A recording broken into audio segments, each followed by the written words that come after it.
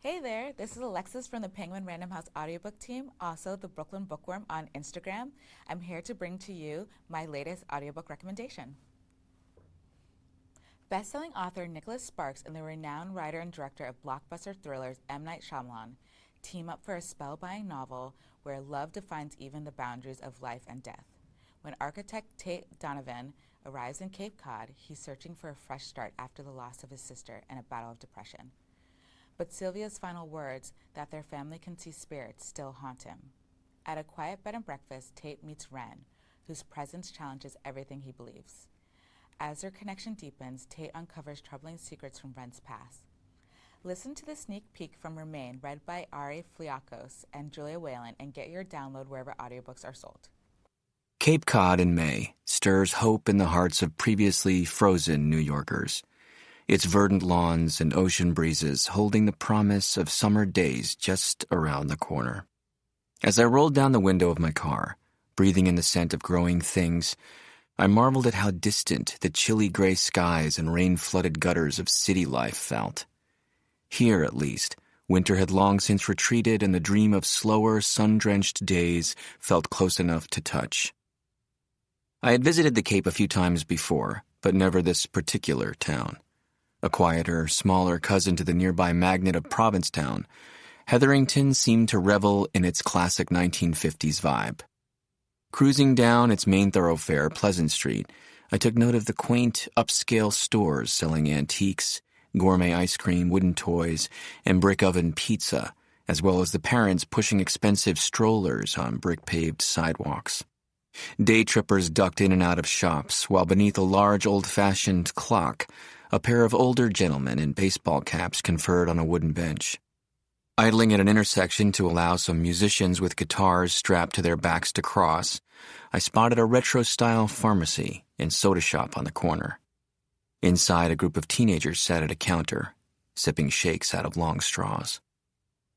I smiled, thinking the scene was almost too perfect to be real, but upon reflection it made sense that my best friend, Oscar, the offspring of immigrant parents who'd run a deli in Boston, would seek out a slice of the mythic American ideal.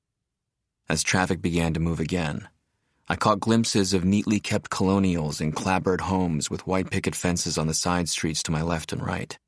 Hetherington was picturesque, I had to admit, and as if on cue, the clouds overhead suddenly cleared, giving way to a blue sky so intense that it made me squint.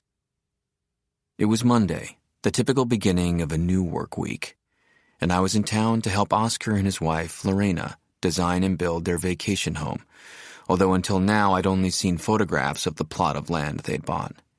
I was looking forward to hearing what they had in mind, as today would be our first real conversation about the project. Following the directions they'd given me and keeping an eye on my GPS, I turned off Pleasant Street, heading for the house's future site, where we planned to meet.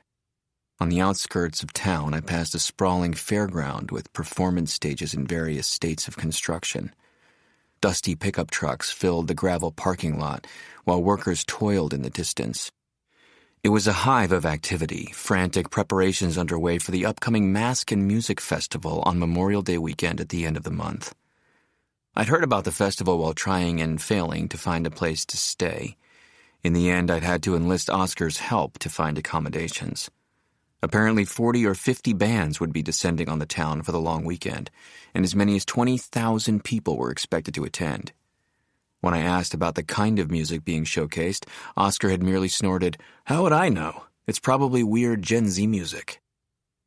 A few minutes later, I turned off the road onto a grassy track that climbed to what I assumed was a bluff overlooking the ocean. I drove slowly, following the tread marks of previous vehicles, my Aston Martin bouncing and shimmying as the grass gave way to dirt. On either side, arching birch and elm and maple trees formed a canopy overhead, until I emerged into a clearing at the top. It was a flat and grassy plateau, ringed with majestic oak trees and a panoramic view of an ocean the color of dark sapphires. Butterflies floated above a small patch of dandelions, and the air was briny, conjuring my own memories of summers at the beach. Over the sound of the engine, I could hear vibrant bird calls drifting from the trees, and when I looked up, I glimpsed a Cooper's hawk circling. I marveled that this lot had somehow escaped development. Soon a substantial wooden structure came into sight, a city-sized playset that looked as if it had been dropped from the sky, complete with swings, hanging bars, sandbox, multiple slides, and a fort crowned with a multicolor awning. All 5 of Oscar's kids swarmed over the structure while he and Lorena watched from a nearby picnic table. As usual, Oscar was wearing a throwback football jersey from the early 1960s, this one from the Cleveland Browns.